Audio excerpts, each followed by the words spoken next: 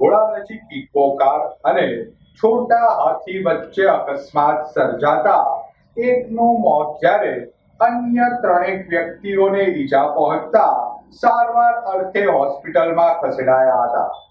Bhavnagar Rajkot highway પર ઉમરાળાના દેવળિયા ગામ નજીક ઇકો કાર અને લોડિંગ વાહન વચ્ચે ધડાકાભેર અકસ્માત સર્જાતા લોડિંગ વાહનમાં રહેલા વૃદ્ધને ગંભીર ઈજાઓ પહોંચતા તેઓનું ઘટના સ્થળે મોત નીપજ્યું હતું.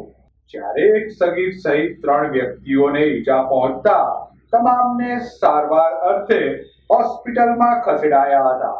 બનાવની જાણ થતા ઉમરાળા પોલીસના કાફલાએ ઘટના સ્થળે દોડી જઈ જરૂરી કાર્યવાહી હાથ ધરી હતી.